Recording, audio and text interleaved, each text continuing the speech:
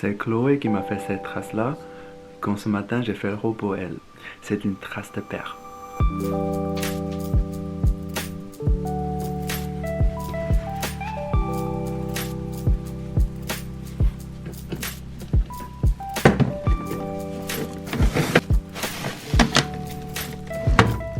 Coucou tout le monde, j'espère que vous allez bien. Aujourd'hui, on se retrouve ici pour notre première vidéo en français, 100% français. Je suis un peu stressé parce que j'ai peur que je vais mettre beaucoup des erreurs. Bon, on va essayer. Il est 10h30 et si c'est Chloé, elle dort toujours dans la chambre. C'est un dimanche aujourd'hui, il fait moche, ça donne pas envie de sortir. De plus, on est dans la période de confinement, on peut pas sortir comme d'hab. Mais moi, je vais sortir pour chercher notre petit déjeuner. On vient de déménager dans ce bâtiment haussmannien. Je trouve ça hyper joli, hyper beau. Dans l'appartement, il y a des cheminées, c'est un peu fancy. Il y a quand même beaucoup des inconvénients comme des vieux bâtiments, quoi. Petit ascenseur. L'ascenseur, c'est le plus important, je crois. Parce que nous, on a une petite ascenseur, mais on doit marcher en fait une demi-étage. C'est un peu inconvénient, surtout en fait pour les parents qui ont un bébé et qui ont besoin des poussettes. Mais en gros, je trouve les bâtiments haussmanniens sont hyper jolis. J'adore. Et ici, là, derrière moi, c'est la chambre de poubelle de ce bâtiment et aussi le loco de vélo. Vu qu'il y a un grand miroir sur la porte, chaque fois que je passe devant, je m'oblige de m'arrêter devant et faire des photos ou des vidéos sur mes outfits. Ouais, je sais que je suis un peu narcissisme, mais c'est moi.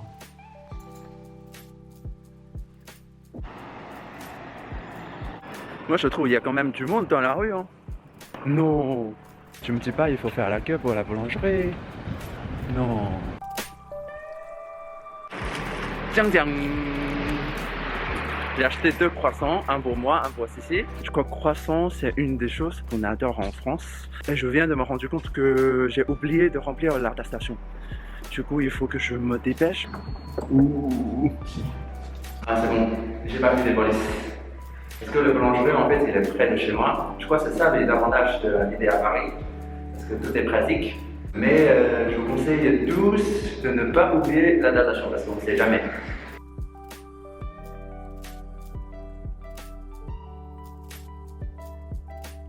Putain, il est 11h30. J'ai eu mon petit déj à 11h30. C'est ça le dimanche, non? Le dimanche est d'avoir ton petit déj à 11h30. Alors, quelle musique je vais mettre? Ah, c'est vraiment un bon début du dimanche. D'avoir un petit déj avec du croissant, du soleil, de musique. Il manque justement ceci.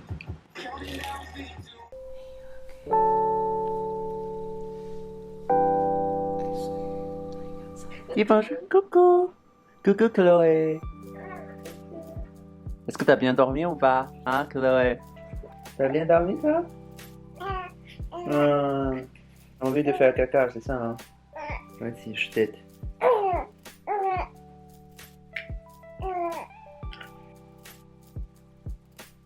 J'ai réussi à faire dormir Chloé. Et ce midi, on a commandé du canard laqué pékinois. Des vrais canards laqués pékinois en livraison. C'est super bon, moi j'aime bien quand j'étais en Chine. À Paris, il n'y en a pas beaucoup de restaurants qui font ça. Et celui qu'on a commandé, c'est hyper bon, c'est vraiment traditionnel. Et c'est presque comme ce qu'on a mangé en Chine.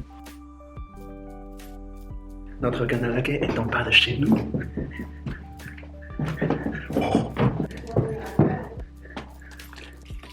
Et voilà notre canard laqué 100% pékinois. On a commandé un canard entier. Avec ça, il nous a préparé 3 plats différents. Ça, c'est le canard frais à sel et poivre.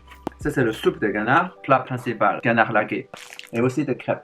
Et aussi, en fait, on a commandé un plat à la base de légumes. Ça, c'est notre plat végétarien préféré dans ce restaurant. À la base de tofu, champignons noirs et choux chinois.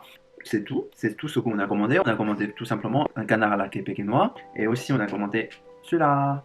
Et là, on va commencer à manger. Ah oui, et de plus, il fournit aussi en fait des petits ciboulettes. Les morceaux de melon, des morceaux de concombre Et le plus important, c'est la sauce de canard laqué pékinois. C'est ça en fait ce qu'il faut quand tu manges des canards laqués pékinois. Ça, c'est mon plat préféré. Moi, j'adore ça. Ça marche hyper bien avec du bière ou d'autres poissons alcoolisés. J'ai envie d'avoir une bière.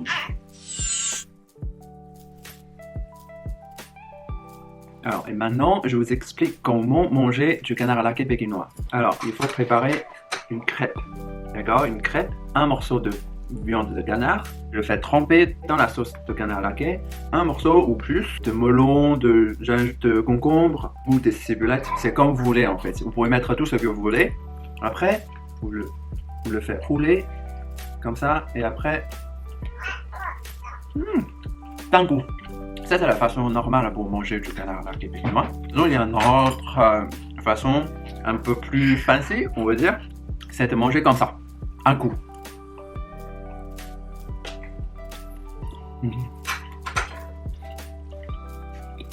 Bon, maintenant, on va se concentrer sur notre déjeuner. Hein. Bon appétit tout le monde, à la prochaine vidéo.